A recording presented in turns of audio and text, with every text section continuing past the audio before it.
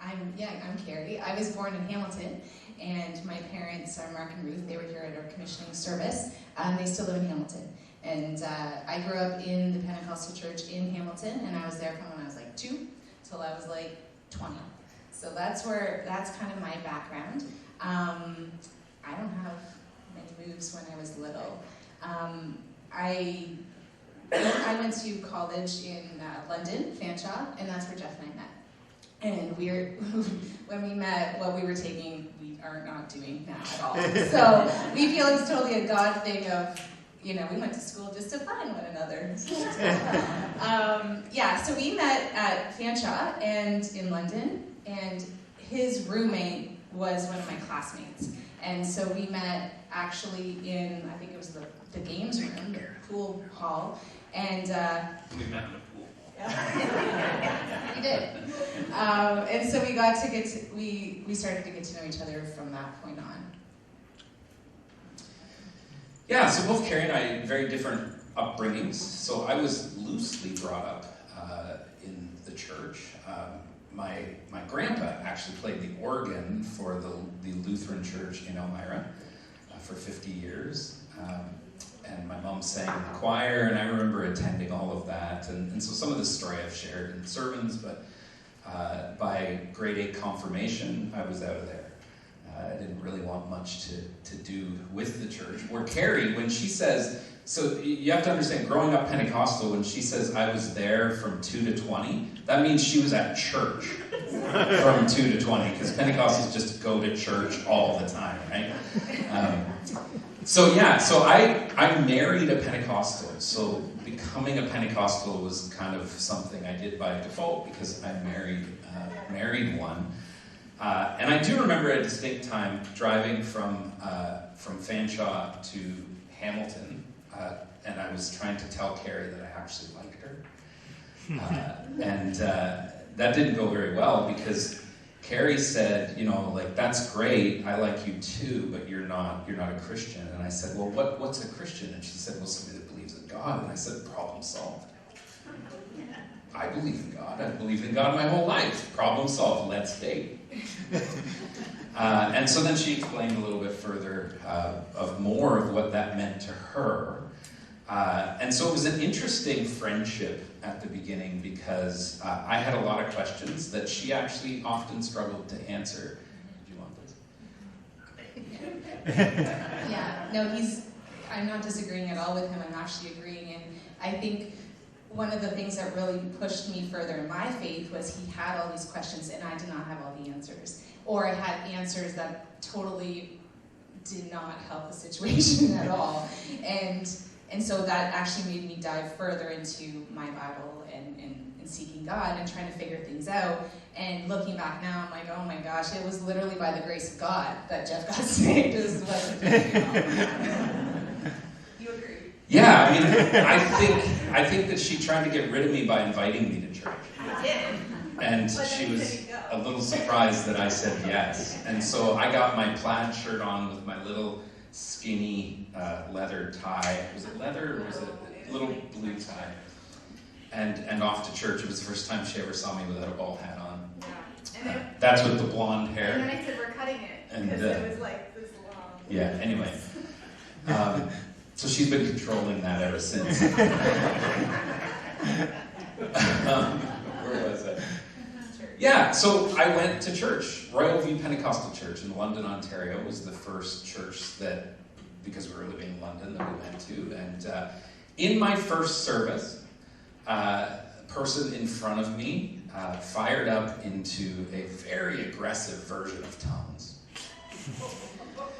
And I swore in church by saying, "What was that?" And so they never really told me. They kind of told me what it was. They tried at Swiss Chalet to kind of explain, because that's what the Pentecostals all go to Swiss Chalet.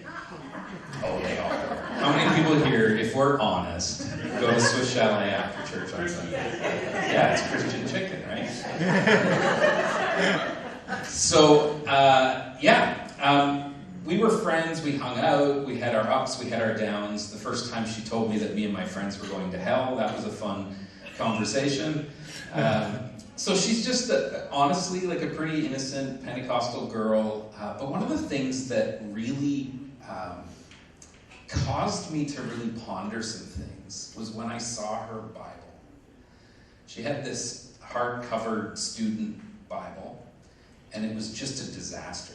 Like it was, the cover was falling apart, there was writing all in it, she had journal sheets falling out of it, and all kinds of stuff. And I thought to myself, man, that's not what my Bible looks like. Mine cracks when you open it. Like my grandma gave it to me for my confirmation gift, and I've never opened it since. And this girl actually reads this thing. And so that got me curious. And so when we went home for the summer and sort of kind of stopped talking, I don't remember why.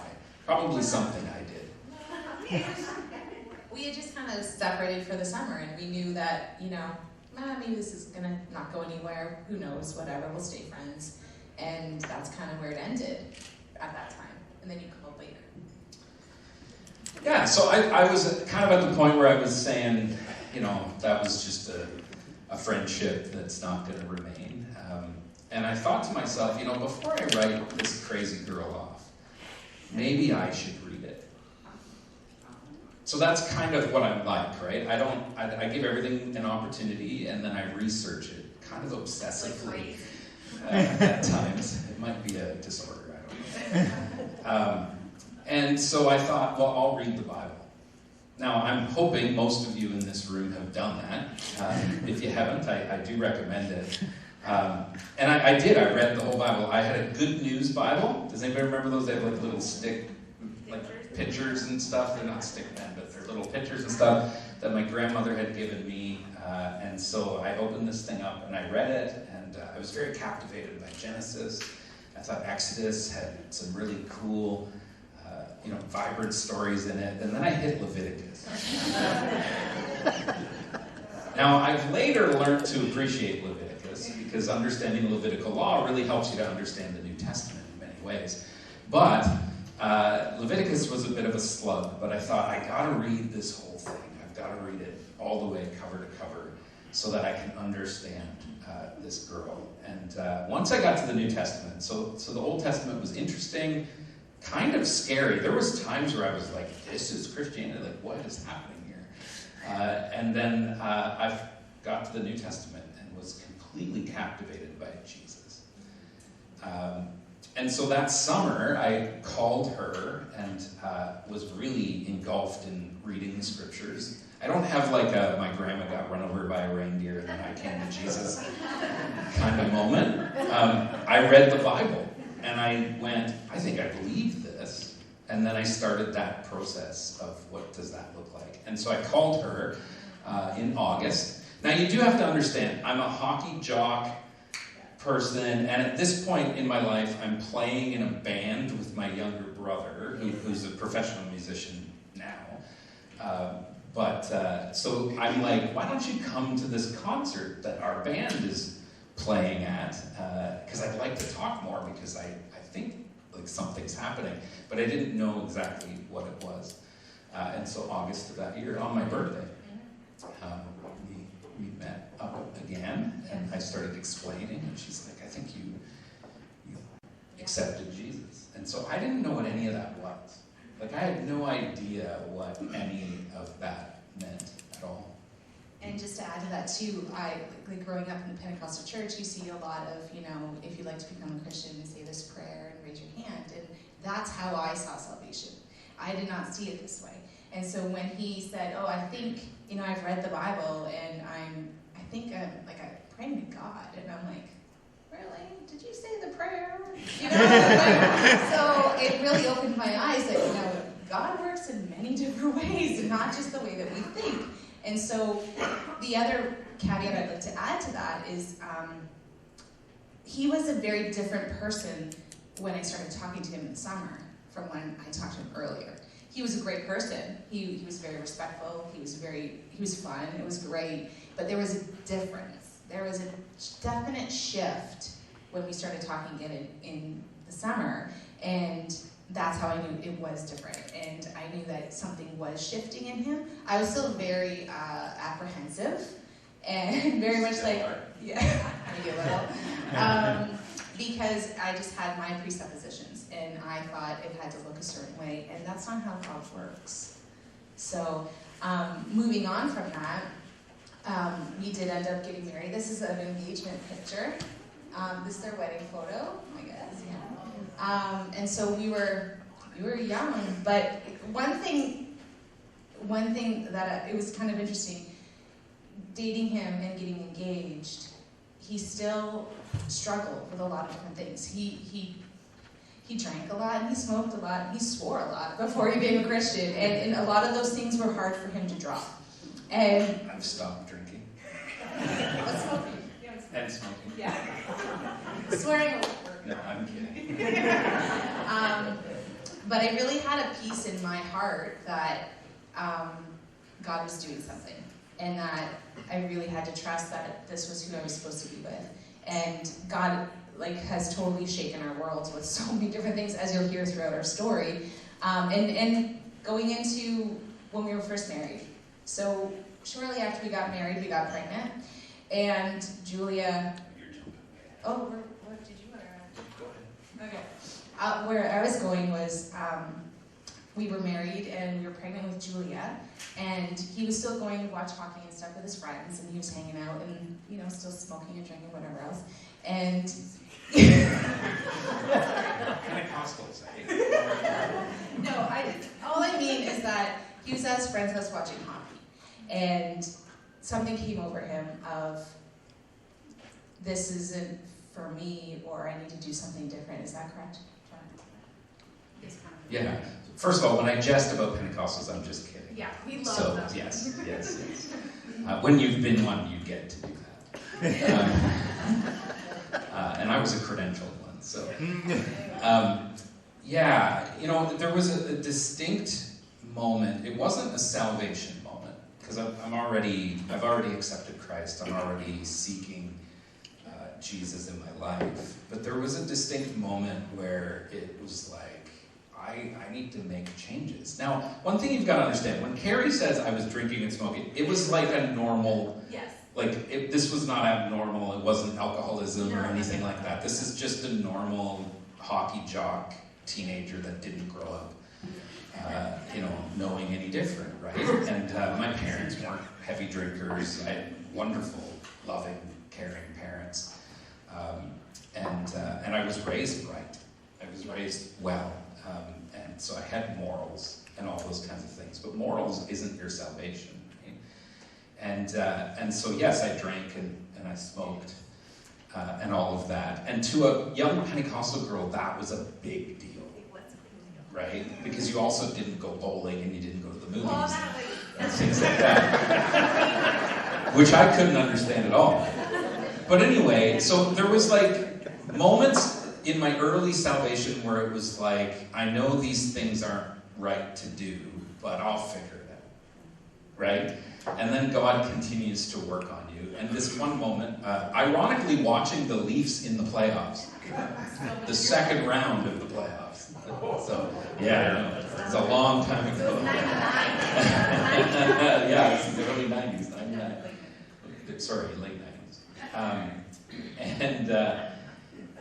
There was just this deep conviction that came over me.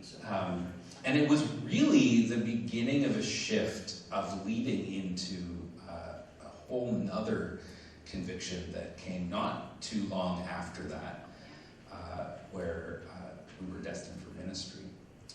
Kerri, however, when I said, God's changing me, I'm going to Bible college, her response was quite interesting.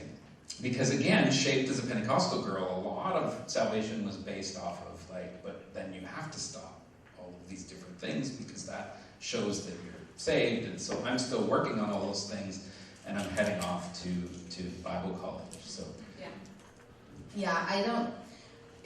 it's one of the lower points in my life, I think, my response to him, because he really felt called into going into ministry, into seminary, and I was like, no way. You've been a Christian for maybe 2 years, and this is what you want to do? This is not who I married. I've never wanted to be a pastor's wife ever. That was not my goal. And he was not. When I married him, I didn't think he was going to be that. So I really struggled with him saying that he felt called. And then, again, I had to step back and go, okay, what are you doing, God? Like, what is going on? This is not, in my little mind, it was, you got married, you got a house, you stayed there for the next 45 years. And we were in Stratford, and we were in this little house, and I honestly thought we were going to be there forever. And God moved us within the first year of marriage. And I was like, what is going on? So it was very hard for me to wrap my mind around it. But then when I really started digging in and going, okay, God actually really does have a plan here, and we are part of this, then I was like, okay, I will trust you, even though I don't want to be a pastor's wife, and I don't want to be in ministry, and I don't know what's going on. It's true. Yeah. So, do you want to carry on? Yeah, we'll fast track it a little bit. But that was the slower part. Yeah, so off to school I go. I started at the Pentecostal school. So a mentor of mine, a pastor that I came to Christ really under, his name was Ralph Mills. He was the pastor of Bethel Gospel Tabernacle in Hamilton, which is a large church, about 1,500 people-ish, up on the mountain. That's where Kerri grew up. And so Pastor Mills was a pretty big influence on my life. He was an ex-police officer that left policing to go into pastoring. And he was a hockey player and so on. So we had a lot in common, and he was a pretty big influence on my life. And so when I was sifting through calling, I did that with him. But I didn't include Kerri a whole lot in it. We just kind of announced it to her, and so her shock. I understand why it was a little And then in the midst of that, it was off to Bible college. At this time, we already have Julia, because I think we lasted a whole 3 weeks before we were pregnant. Like, people at the Pentecostal church were doing the maths. But we're legit, we're fine. But we got pregnant very early, so I was 24 and Kerri was 22 when we got married. And we had Julia, our youngest, or our oldest, daughter, already. And so we owned the local music store, and so I was running the music store at the time in Stratford. We had a nice little red brick home that we paid like $95,000 for, put $5,000 down. Can you imagine? Anyway, and I'm sure you folks know even cheaper, right? I'm not implying you're old. Okay. So in the midst of that, Pastor Mills had said, go to Bible college. Started at Eastern Pentecostal Bible College, which is now called Masters. I did a semester there, and I kind of decided that, like, I don't know any different. I know the Lutheran Church, I know the Pentecostal Church. I'd like to explore things a little bit more, and so I switched over to Tyndale, where Urban Penner taught me Ephesians, actually. And he doesn't remember me. That doesn't surprise me, because I wasn't actually that awesome of a student at that time. He says that, but he got like all A's and everything, which blew my mind because he's not an academic. But when it came to like biblical studies, he's done amazing. So anyways. Not an academic. I feel wounded. So in the midst of that, Pastor Mills was like, and come to Bethel. Now, what you got to understand about Bethel, large church, bigger church than WMB. The senior high ministry was over 200 kids, just in senior high. So you're talking over 200 high school students. And that became my responsibility. So I'm in the midst of going to school and working part-time, quarter-time, barely time at the church. So basically the church is barely paying me, but I'm working full-time. And they were in a debt reduction program. That's what Pastor Mills kept telling me. So anyway, we can't afford to pay you much, but you're called. That was basically it. And so what I did was I worked at Canadian Tire and pastored this youth group and just started slugging through. And it went really well. Things were really great, except for living, paying for bills and different things like that. And so with some other circumstances that happened, we actually decided to leave Bethel and to leave her home church. And I started to drive a transport truck. Now, so my dad grew up on a farm, so I grew up going to the farm every summer, and so I was good with machinery and different things like that. And Kerri's dad was a truck driver, and so, he still is. And so I thought I'll drive truck for a little while until I get my bearings. Well, I was making pretty good money, and so,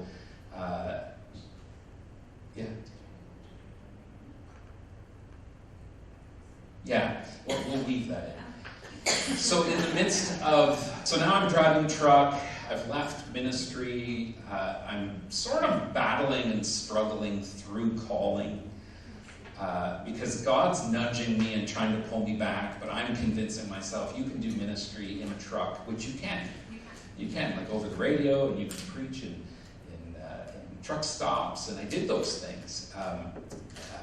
But in the midst of all of that, so I'm driving truck now, and I'm never home. I'm always away. We have a young child, and then she starts to have some medical challenges. And so in the midst of those medical challenges, I'm driving truck, and Kerri's trying to navigate all of these different things. Do you want to go into that? I think that's out of order with our slide. It's out of order. We'll do the next one and then I can help you out. No, it's okay. We'll finish with the next slide. That's okay. Do you want me to? So in the midst of driving truck, I'm really battling with God pulling me, saying, but it's great that you're making money, Jeff, but you do need to do this. And I'm like, I know better. Right? Because life has responsibilities, and I need to be a responsible dad. And working at Canadian Tire and making $15,000 a year at the church is not cutting it. It's not doing it. And driving truck is doing it. I'm looking after my family, kind of. I'm an absent dad now, but I'm providing financially for our family. We have food on the table. And so God, this ministry thing, this church ministry thing, I guess I just got it wrong. Or you got it wrong, God. And this is the battle that was going on.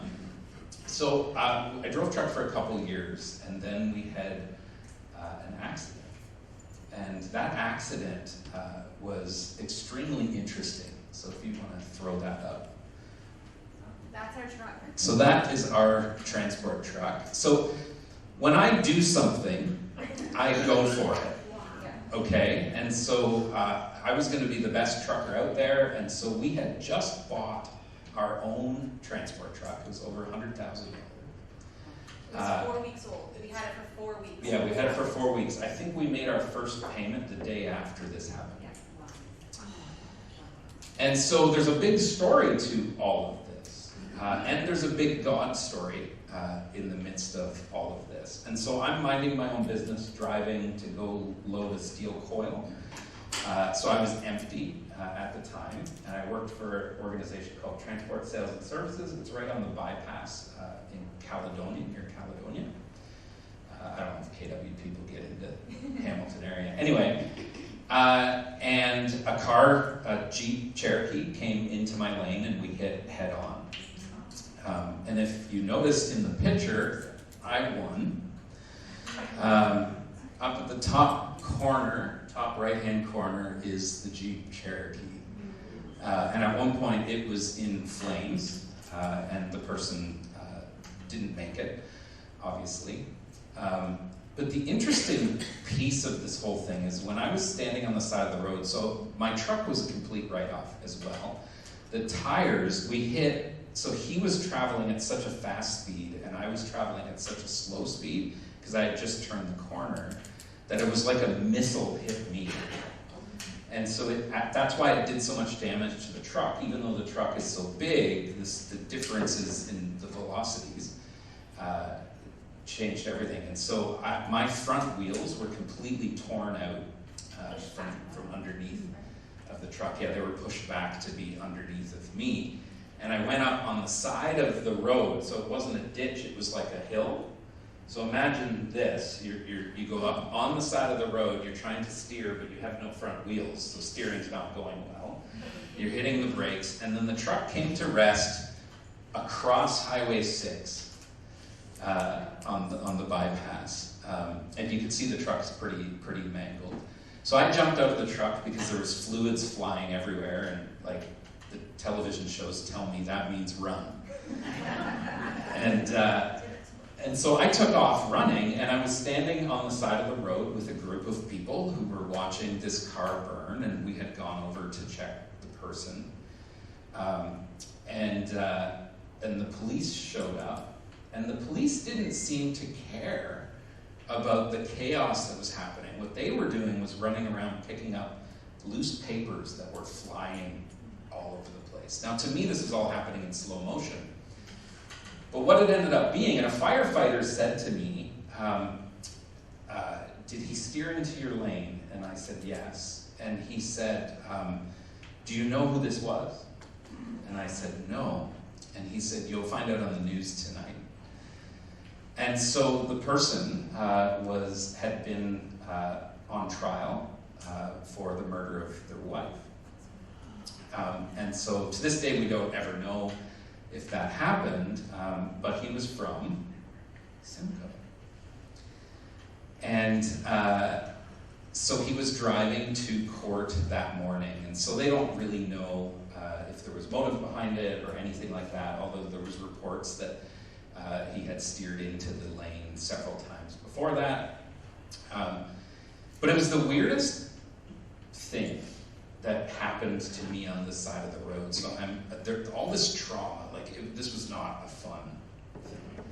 So all this trauma is happening, and the Lord's kind of protecting me from that, even though I'm a part of it. But they're talking about me like I'm dead. So they're not even it was the strangest thing. And so I had to go to them to say, I'm the truck driver. They didn't seem to care. And ambulance was there, everything, and nobody had talked to me. Nobody had, at this point, had done anything. They were just picking up these papers. And what it ended up being is the first police officer on the scene was also on his way to court because he was the arresting officer for this case, and he recognized who it was. And so the pieces of paper became very important because there was a criminal case happening. And so on the side of the road, so I'm battling with Jesus about call, and I'm standing on the side of the road in this surreal moment, and the car is burning, my truck is spewing stuff everywhere. And I really distinctly felt the Lord say, so are you going back now? And so I battled with that, and we had all kinds of challenges throughout this process. The insurance company was waiting for me when I got home that night. Kerri's father was the dispatcher at that time. He had a stroke, and so that he was in the office. And apparently when I called the office, I asked for Buck, which was her dad's nickname. Well, nobody knew him by Buck. They knew him as Mark. And so they were like, who do you want? And so I finally said Mark. And apparently all I said to Kerri's dad was, I've been in an accident and everybody's dead. And I hung up the phone. And so our boss, the owner of the company, got in his truck and drove around the corner and found out where we were because they could tell with the satellites. And I got into his car, his truck, and sat there waiting. Still haven't talked to police, nothing. And I'm having this surreal moment that I'm sifting through with Jesus. So we go home, insurance is there. This is a 4-week-old truck, and so we begin the battles of who's going to pay for this, and how's all that going to go. The only thing that happened to me was I hurt my knee. My knee was already hurt because I was a former athlete. And and then some psychological things. When I went to go back to driving a truck, the first time I went back to driving a truck, I thought everything was coming at me. And so just the trauma of that. And so I tried to go back to driving a truck, and so then they were like, you can work in the office, and so on. And then a friend of ours from Bethel had recommended that we talk to this Christian lawyer because things with insurance were getting difficult. And so we went and saw a man named Jim Turnbull, who's now a judge, but anyway, in Simcoe. And he helped out things, and he said, what do you really want to do? And I said, well, and I explained, so he's a Christian lawyer, so I can actually open up. And so I explained all of this. And he said, then that's what we're going to do. And so off to seminary, I went to do my master's degree, because I felt like I didn't know enough. I felt like Bible college just grazed the surface, which I would argue it does, just graze the surface. Anyway, and so back to seminary we go, and then the Lord led us actually into Simcoe. So in the midst of all of this, that's all happening, our daughter's also really sick. And so, do you want me to explain some of that, or do you want to? Yeah. I think I'm good. Julia, when she was about 18 months old, she started having infantile spasms, which were seizures, but you don't necessarily see them outwardly all the time. They're seizures that are happening in the brain, and it causes brain damage whenever it happens. So what we started to see was she would start doing her little jerk. I think we're out of order, but that's okay. There's Julia. But I'll get to that right now. So she lost all of her development as well. So she stopped speaking. She started throwing major temper tantrums, and that's not her personality at all. At this point, I was also pregnant with Reagan. So we're maybe she's, not happy about having a sibling. Who knows, right? So eventually we found out that these were seizures. And so she was having hundreds in a day, hundreds. And so she, good, I'm good. We started her on a steroid treatment before she was 3. And that steroid treatment did get these seizures to stop, but it was really highly likely that seizures would return. So she was seizure-free from age 3 until 7. And in that time period, she learned to read, write, speak, potty train, everything. Yeah, and that in itself is a miracle. So if you were to Google infantile spasms, over 99% of children who develop infantile spasms end up severely disabled. So the only way that they don't is if they get it under control. And so they were able to get it under control. There was still brain damage that was done, and so Julia does have some delays, but they did get it under control. Then she redeveloped seizures, but we were at Calvary Church by then. Yeah, so that was that last picture you had there, Adam? We were at Calvary Church. This is a picture from then, and this is when all of her seizures reappeared. And so again, she started having hundreds of seizures again in a day. This time it was more outwardly. So they were myoclonic, complex partial, those kind of seizures. And so when she was 11, the next picture that Adam was showing you, she had a portion of her brain removed, the portion where all the seizures were coming from. So she has a great scar. She doesn't think it's great. I think it's super cool, but she has a great scar. And what they had to do was they opened up her scalp, and they put 200 wires in, and then they closed it back up, and they watched her for 4 days. And they watched to see exactly where everything was coming from, and if they could do a resection or not, because if it caused paralysis or severe damage, there's no way they would do it. So what they had told us was, we think we can do this, we can remove this portion and this other portion, and we won't go deep in this much portion because it would cause memory loss. And I wanted to put a picture of her brain. We got a picture of her brain, but Jeff said that would be too gross, so we did it. But they removed a portion of her brain, so then they closed it back up. They opened it back up, took out the wires, and removed a portion of her brain. So it has stopped her seizures outwardly. She hasn't had a seizure in, I think, 4 years now. And when she does, it's an absence seizure, so she goes completely unconscious. But she does still have seizure activity consistently in her sleep. And it causes, it's hard for her to learn new things.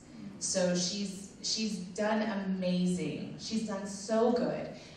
She also has no vision in the left halves of both of her eyes. So Yeah, so the portion of the brain that processes left vision, they had to remove.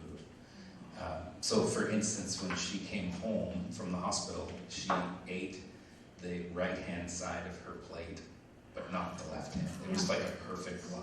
Yeah. And so if you run into Julia around the church, so she's 22 now, you'll see her turn her head like this when you're talking to her, and that's what she's doing. Is she's compensating for the fact that her brain doesn't actually process anything. So it's not peripheral vision. No. It's literally left vision in both eyes. Yeah.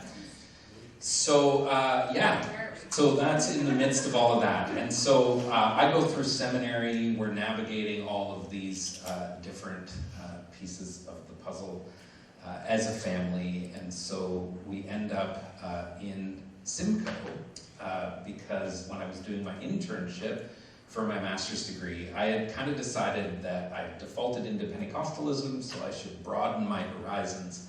And so let's do an internship at a Baptist church.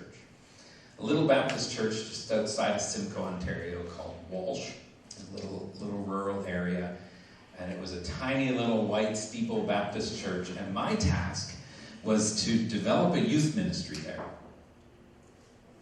There was no youth. So anyway, we were able to successfully do that, and we had a pretty rockin' youth ministry.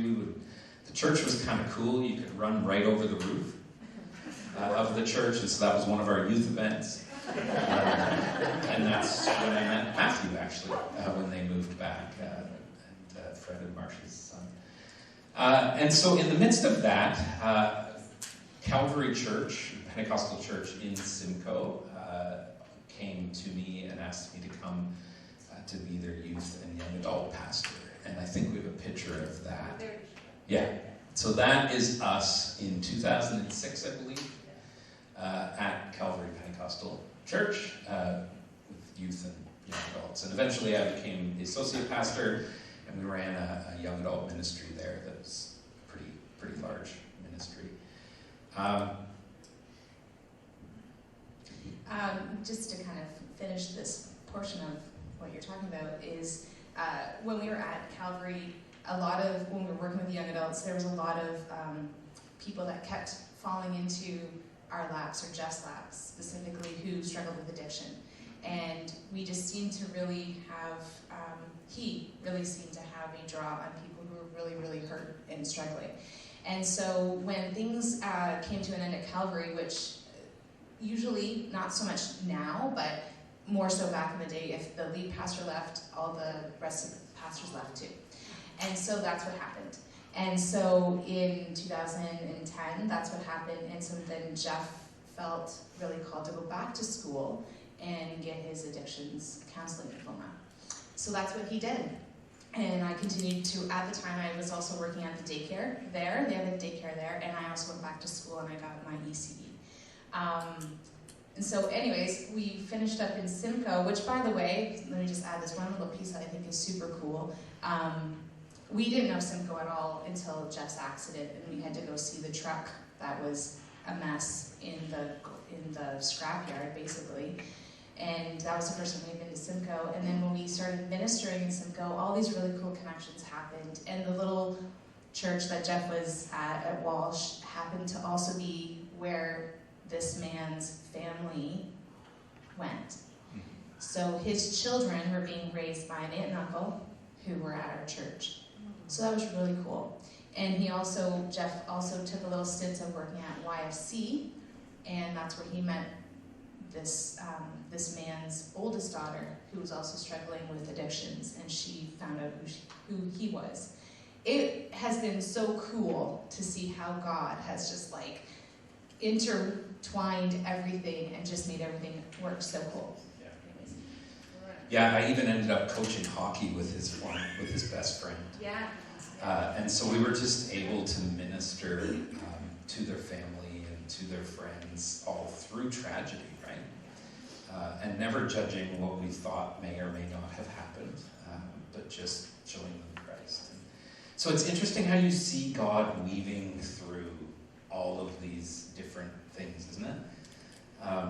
And times of lack of obedience and times of obedience and times of me knowing better than God, and then God, reminding me that I probably don't know much. And so in the midst of that, we left Simcoe, we went back to Hamilton, and I took a role at a homeless shelter, working directly with addictions. And about 4 months in, I was a frontline counselor. About 4 months in, then I was the shelter manager and the director. So it was kind of a really fast thing, and next thing I know, I'm running this 72-bed homeless shelter and 2 outpatient and 1 inpatient addiction centers in Hamilton. And so I didn't know what I was doing. But I had gone to McMaster and done addiction work and different things like that. So we developed a bunch of programs. We were really happy there. We were really flourishing. It was an organization called Mission Services in Hamilton. And I was actually in process of the possibilities of becoming the executive director of the organization. It's quite a large organization, like a couple hundred staff. And then Fred invited me to come preach at Evergreen. Actually, let me just say, so probably he came home one day and said, I really, really miss preaching. I feel like maybe I'm being called back into church ministry. And I was like, no, you're doing great. You're doing ministry in Hamilton. This is like really important stuff. And he's like, yeah, okay. And then literally the next day, Fred calls and says, hey, Jeff, can you come just preach? We're trying to fill spaces because we're looking for a pastor. And I said, see, this is what you can do every once in a while. You can go preach and just fill in voids. That will help your need to have to preach. And so we did that, but then we never left. But it's been really cool because even that whole process with Evergreen, we had such a deep peace and such a pull to go back, which is also very weird because you're going back to the same city that you ministered in, but at a different church across town. And so it was very interesting, and it was very cool because we were able to do some amazing things through Evergreen. And I think you guys know that we opened the daycare at the church there, and that ended up being my role, even though I also thought that I'm kind of stubborn. God really has to hit me over the head with things sometimes. Anyways, and opening the daycare at Evergreen was so amazing because it really connected the church with the community and us with families that we wouldn't have been able to connect with. And we've had so many amazing stories within the first couple weeks of us being open as a daycare. One of the moms actually overdosed and passed away. And so we, unfortunately, but we came alongside the father and the children, and we were able to minister to them and really, really support them. And that's just one instance of some really cool stuff we saw through the daycare and the church working together. So that's probably also why it was hard to kind of leave, but God's good. Yeah, so wherever Fred goes, we go. Yeah. It seems to be that way. So we again had to battle through, right? Because I'm really happy Mission Services. Fred wasn't pushing at the early onset. We had conversations. I said, hey, what do you think if I was to come here? And he's like, well, it's a pretty good fit. It's not perfect, but it's a pretty good fit. And anyway, so that I was familiar with the church. And do you guys know Richard Martins? He's the pastor of Glencairn. So Richard was the pastor of Evergreen when I was at Calvary, and so I had developed a friendship with him, and so I was very familiar with Evergreen Heights and the Mennonite Brethren Church. And I think you might remember a guy named Chris Stevens. We worked together at Bethel Gospel Tabernacle in Hamilton, so that was where we were both from. So that was a picture of us while I was at Mission Services. And so in the center there is our son Tate. Oh, yeah. Okay. Another little piece, when Jeff had his accident, I was like, okay, I'll go back to work. I'll figure something out. I was at home with the girls, and literally 2 weeks later I found out I was pregnant with Tate. So I wasn't going back to work at all. But he was like a really bright spot because we were struggling really hard, like through everything, and Yeah. Boy. So there's Tate in the center, and this side, so it would be your left, my right, is Reagan, that's our middle daughter, and on the ground there, that is Julia.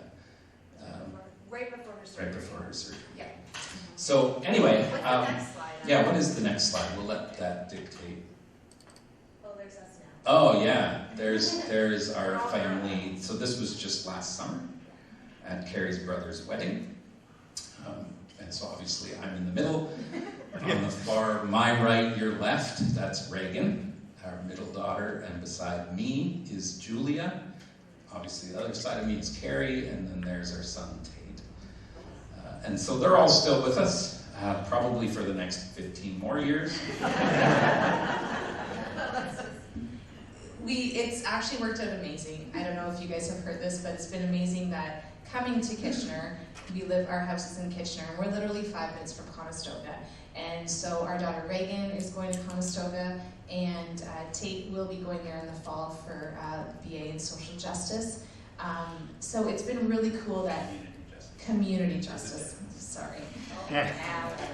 And Julia, she has her ECE assistant through a special program that she did through Fanchild called Community Integration Cooperative Education, and it's for kids just like her. And she never thought she'd go to college, so she's pretty darn proud that she has a college certificate. So she's still looking for work. She worked with me at the daycare, and she's great with kids. We have to find a daycare that will fit with her very well. So they're all at home, and they do come to church with us here. And also Jeff's mom also lives in our in-law suite as well. His dad passed away 5 years ago from multiple strokes. And so Linda, they were living with us before that all happened, thank God, so we could give her support. And she lives with us as well. So it's kind of where we're at now. We're here, and you guys get to put up with us. What's the next slide, Adam? Probably, oh, that's our dog. We thought we'd throw in a couple of fun ones. So this is Miko. He's our little French bulldog. The next one, oh, you want to say something? Yeah, so that's our kids, but there's Miko. Yeah, it's my best buddy. Yeah, so we've shared a lot of our story of how we kind of landed here at WMB. It's mostly just following Fred around. Yeah, we're super happy to be here and super excited. Now, one thing that you may or may not have known is that Sean and I have actually known one another since I met Kerri. Because Sean was basically kind of adopted into Kerri's family. So Sean was best friends with Kerri's younger brother. And so let's throw the picture up. This is me and Sean in 1999. Yeah, I've known Sean since he was about 15. And so he even came on a vacation with us, I think 2 years before this picture. He'd come with our family to out west. Sean's been a big part of my life for a very long time. So it was really cool how God's just orchestrated all of this. Yeah, so it's been pretty cool. So we thought we'd throw this in as a fun one, because they've kind of both changed. I think both of us look the same. No? Yeah. So that's our story. Just to kind of overall summary, we are so blessed to end up here, but also just to look back and see how God has just worked in so many different ways. And there's so much more to all these little stories that we can't add. We just don't have the time. But God's been really amazing. And we're trying really hard to follow where He wants us to go. And that's kind of our heart. God's brought us here, and we're excited to see what God's going to do. Yeah, and so just in the midst of that, I was pretty much in school all the time. And so I think 3 years ago I finished my doctorate in contextual theology, and here we are. Yeah. So I guess, Garrett, do you want us to open it up to questions? Sure. Yeah, it's a free-for-all. You can ask anything. We don't. Go ahead. You're here as a co-lead pastor, Yes. which is something new. What do you see as the advantage of that or any possible disadvantage? Yeah. What is the advantage or disadvantage of co-pastor? One of the disadvantages is Sean, who's standing at the back of the room. Hey, did you see that picture? Yeah, that's great. Yeah. Yeah, you know what? It was interesting. So when I was first in conversation with them about this, that's the piece I was the most curious about, was this co-lead pastor thing, right? Because I've only been a lead pastor, not a co-lead pastor. So what does this look like? And I've been in large church settings, and again, it was just a lead pastor. I think the biggest benefit of the co-lead pastor is the fact that we have individual responsibilities and shared responsibilities. And so it broadens out the workload, but not just broadens out the workload, but allows us to function more within our giftings. And so often when you're a lead pastor, you're just supposed to be gifted at everything, right? Like you do it all. And you have staff and different things like that you delegate different things to, but ultimately when you're on your own, you're on your own. And it's actually really lonely in many ways. With the co-lead model, the benefit of that is that we can dig much deeper into the areas that we're gifted in and flourish in those areas. And so we've shared responsibilities and individual responsibilities that we work with. Did you want to say something? I was just going to add, it's also, I think the main thing is that you're not alone. I find, at least in our past, when you're the lead pastor and you're just the lead pastor, you're on your own. It feels like it anyways sometimes. And Jeff has come home and said, oh, I'm so glad it's me and Sean together. I'm not on my own running the ship. They have a great partnership and they seem to work really well together. So. Yeah, I just get my way.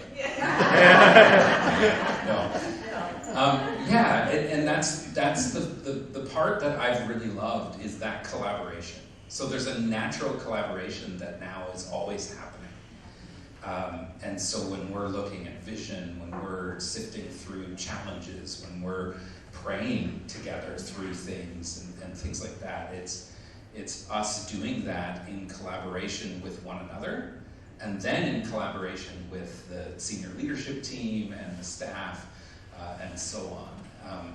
And so it's just that concept of it's not one head, but that there's this team creates this collaboration. Now, the downfall to collaboration is it takes time. Collaboration takes more time, right? If it was just as simple as a lead pastor saying, this is where we're going, this is what we're doing, now everybody fall in line, that's much faster. But I think collaboration really brings God into the picture much more.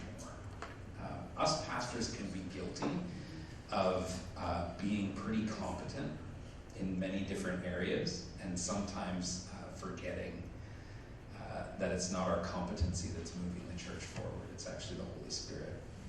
And Sean and I are able to remind one another of that, to rest in that, and really just trust God as He moves us forward. So I know it's a different model, and it's weird in so many ways, and we get all kinds of questions about it. How come, Sean preached, and where were you, and different things like that. We're at different sites, and so there's all kinds of there's 108 sermons that are preached in 1 year at WMB.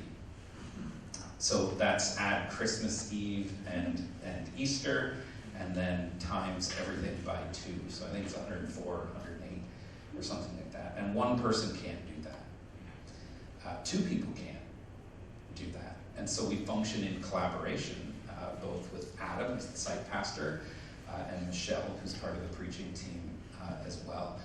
And burnout is a very normal thing in ministry. And now burn out together.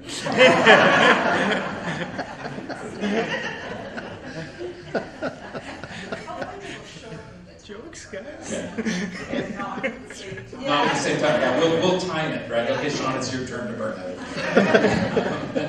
So, yeah, and Sean and I's working relationship, I can't speak for him, but I can say that I just really deeply appreciate working with him, and the gifts that he brings to the table complement my gifts, and so our working relationship has been really, up to this point, incredible.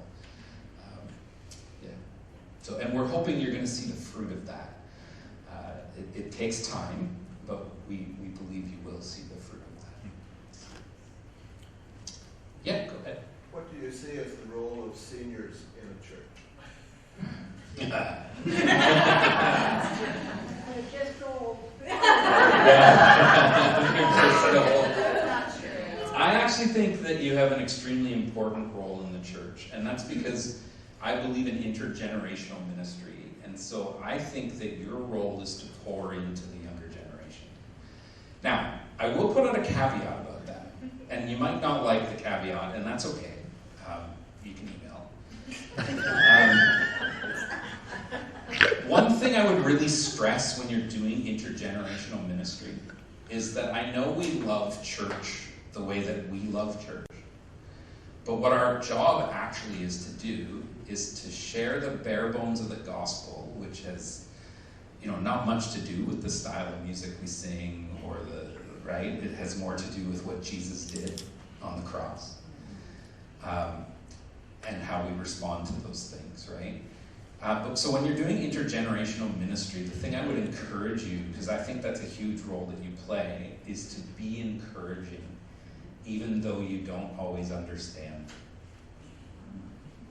So you might not like their music. Trust me, I don't like my kids' music. You may not fully, every generation thinks the next generation's lost, right? Your parents thought that of you, and you think that of our kids. And so try to pull yourself out of that mindset and try to learn about why they do the things that they do. But your role, I think, is to be the encourager, to show them how God works in your life, is working in your life, and to encourage them. And so unfortunately, you don't get to retire from being a Christian. And the call of a Christian is to share their faith until they're with Jesus. And so that, I think, is the biggest role, is to really just pour into the next generation unconditionally. Pray for them, because there is lots of things that they are struggling with and they may not be doing well. But really, don't give an opinion about that. Leave that in the Lord's hands and just be an encourager. So, yeah, and I think that you guys coming alongside myself and Sean and the staff, and also encouraging us. It's okay to give us, we're willing to hear other forms of feedback. You know what I'm saying? But that's okay. That's okay. That's perfectly fine. We need that, right? But at the same time, ultimately what we need is you to be praying for us. You to be lifting us up and encouraging us. And we don't always get it right either when it comes to styles and all of those kinds of things. But what we need your generation to be doing is lifting us up. Because we're that younger generation that you should be encouraging. So, yeah. How have your kids adjusted? I was going to ask what can you do, so you answered that, but have your kids adjusted okay? Are they fitting in? Because that would be a hard thing. They love them all. They've adjusted really well. I appreciate your concern. Julia, like I said, she's still kind of struggling to kind of find her place, because she had her certain shifts that she had at the daycare, and she doesn't have that anymore. And she really likes to have a sense of purpose. So that's a little hard for her. Reagan, she just rolls with anything. So she's great. She's good. She just found a job in town, so that's really helpful. And then Tate is still commuting back and forth to high school a couple times a week, just to finish up his grade 12. And so he's doing well, but he's still struggling too with finding a job and adjusting. And he's really, he struggles socially, in regards to gets very anxious. So he's struggling with wanting to jump into the youth group or jump into the young adult group because that's just very nerve-wracking for him. So if you can pray for him, that would be great if you want to do specifics. But overall, they love our church, they love our community, they do love them all, and they do love just the amenities, because the first couple of weeks we're getting everything delivered to the house, like, we gotta skip the dishes here, like, there's Uber Eats. Anyways, you don't have that in Simcoe, you just don't. So the amenities are great for them, but also not great for them. But they're doing good, and we also love our home, which is also a God thing too, so, yeah. Yeah, the skip the dishes or Uber Eats might have gone overboard when a bag of chips and a pop showed up.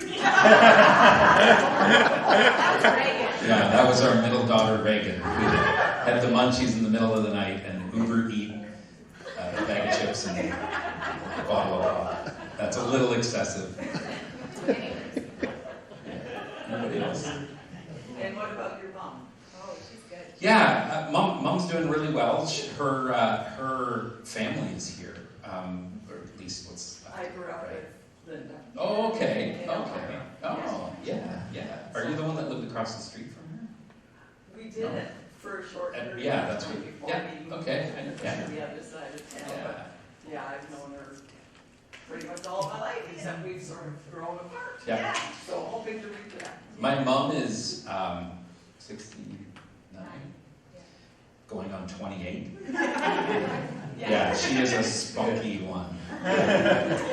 And actually, talking about intergenerational, her and Julia spend a lot of time together. Yeah, they go for walks. They take Miko, our dog, for walks and spend a lot of time together. And a lot of her family is here. So one of her brothers lives in St. Jacobs. One of her brothers is passed. Her brother Tom, or not Tom, Jim, and her other brother Tom is in Uxbridge. And then some of my cousins who are her nieces and nephews, but they're older. So in my mom's side of the family, I'm younger, and in my dad's side, I'm the oldest. And then, my dad's family is here. So my grandfather is still alive. He's 96. My dad's dad. My mom's parents are both gone. And so, we get to go see Grandpa. He's in Aurora right now. And my aunt was our realtor, actually. So that's great. Is here. So, Wonderful. yeah. Thank you. I'm in charge of cutting you off. Perfect. No, I'm in charge of coming up and saying thank you on behalf of all of us for sharing. It's so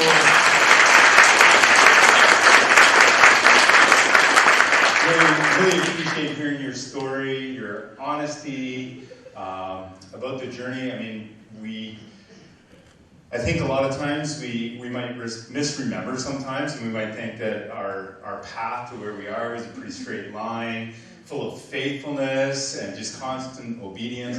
And yet, I don't know. Anybody have that story? You can raise your hand. We'll hear from you next month. That's not my story.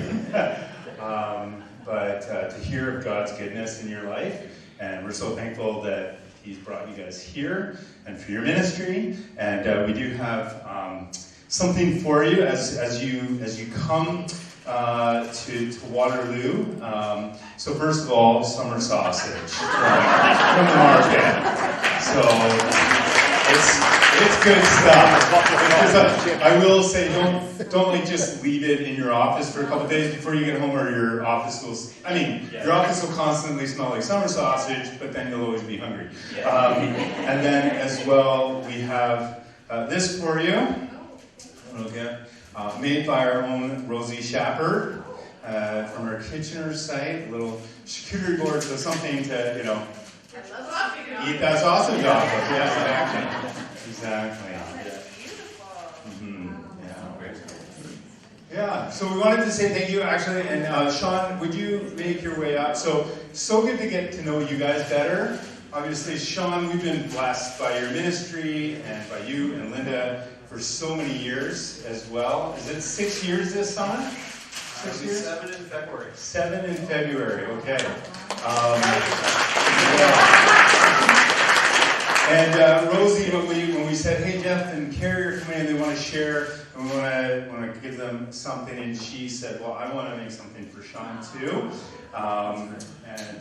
We love all you guys, and we're praying for you. The board and Sean, your gift, they have our WMD logo on them. Let that be a reminder and encouragement every time you use them. That's the church that loves you. That's the church that's praying for you guys. That's the church that wants to encourage you. And so be encouraged. Let's just pray for them as we close and as we go. Well, Heavenly Father, we're thankful for this moment in time as we come back together. For all the faces, all the people in this room, many of whom we haven't seen each other for so long. And what a gift it is to gather and to be together. And Lord, we thank you. We thank you for Sean and Linda. We thank you for Jeff and Kerri. We thank you, Lord, for your provision for us as your people and as your church, for this leadership, the ways that you've gifted them and called them into your ministry. Thank you, Holy Spirit. We know that you empower them and you fill them just as you have us in this church, that we get to be your people, your body together. We ask you to bless them as they minister to us. We pray, God, that we would be a constant encouragement and support to them, and that together as your people we would be an example of your kingdom here in KW, that we would be faithfully obedient at all times in expressing your gospel, your love, your faithfulness, your salvation to all people, God. So we thank you for this time together, and we ask you to bless us as we go. In your name, Jesus. Amen.